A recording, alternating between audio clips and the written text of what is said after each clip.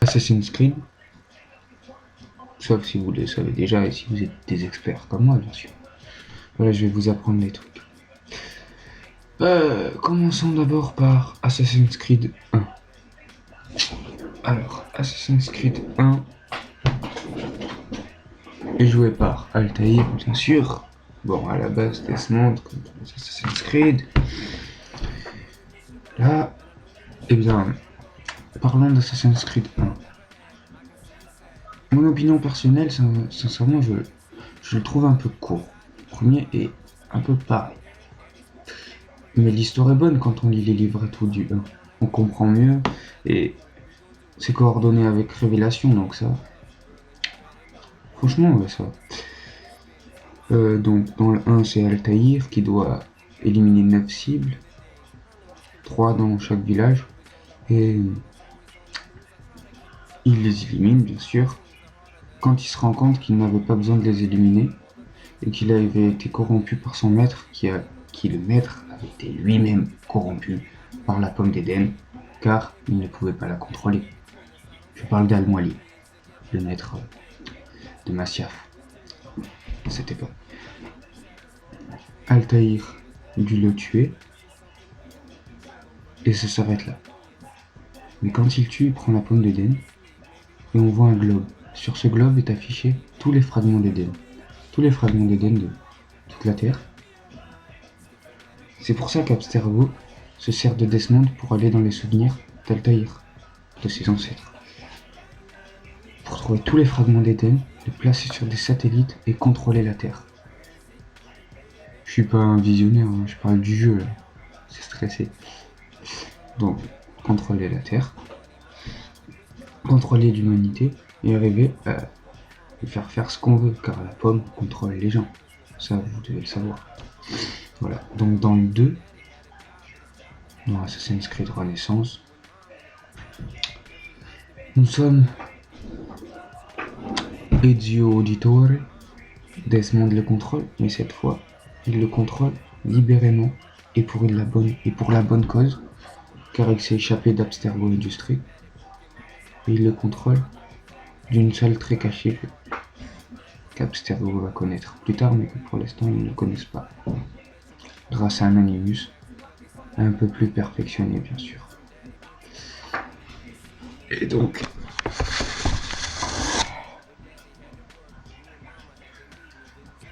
euh, et donc, il va le contrôler.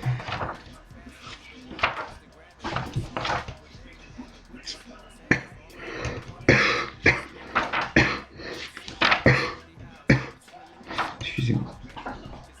Il va le contrôler, car il s'est échappé avec Lucie, bien sûr. Bon, on apprendra plus tard que Lucie est une traître, ce qui m'a bien déçu. C'est ça qu'il la tue.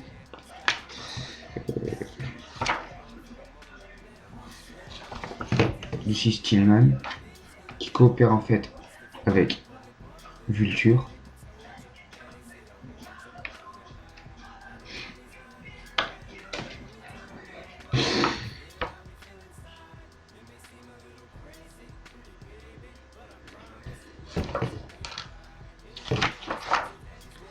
Voilà. Je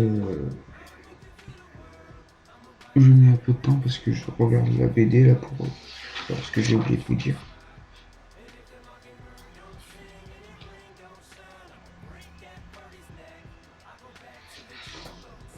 Non, c'est bon. Donc, nous comprenons Ezio Auditore à Florence, 1945. 1945, 1459. Ezio va devenir un assassin petit à petit, mais avant, ses deux frères et son père sont tués. Il arrive à mettre sa mère à l'abri et sa sœur. Et sur ce, il veut les venger. Mais petit à petit, il comprend que c'est comme une grosse mafia. T'en tues un, mais tu sais que c'est l'autre, l'autre, l'autre, pour arriver à la famille Borgia. Donc, nous arrivons dans le 3, où il veut toujours se venger de César Borgia. Et bien sûr, il croit qu'il a tué Rodrigo. Enfin, il l'a laissé pour mort. Nous avons toutes les pommes d'Éden à cette période. Avant de se les faire piquer, bien sûr. Nous avons toutes les pommes d'Éden. Et nous cherchons encore à en trouver. Grâce à la mémoire d'Idiot. Voilà. Mais nous avons toutes les pommes d'Éden.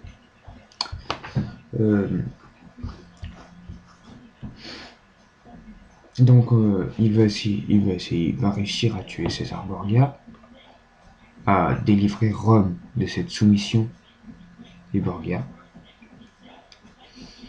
Petit à petit à mener une sorte de petite confrérie des assassins. Et donc à reconquérir Rome. Voilà.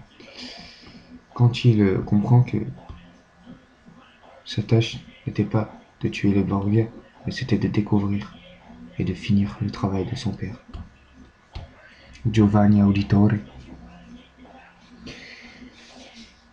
Et pour cela, il se doit d'aller sur les traces de son ancêtre, Altaïra Auditore. Altaïr ibn Naad.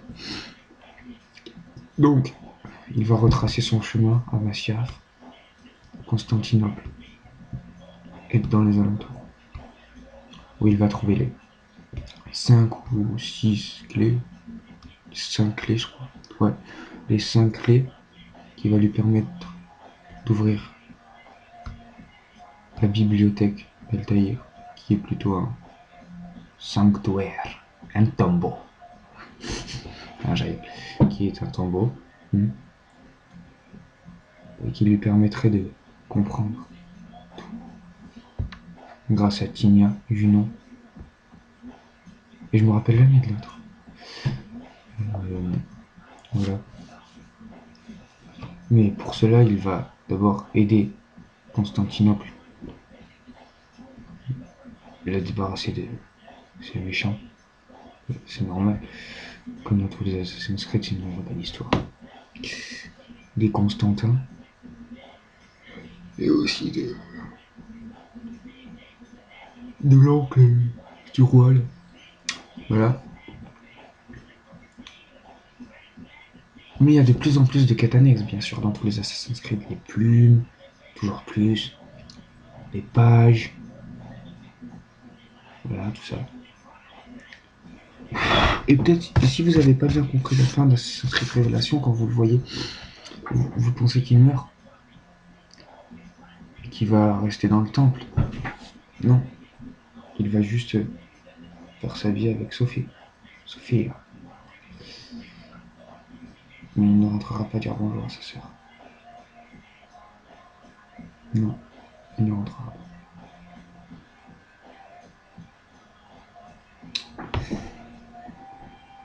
Malgré les lettres qu'il lui envoie.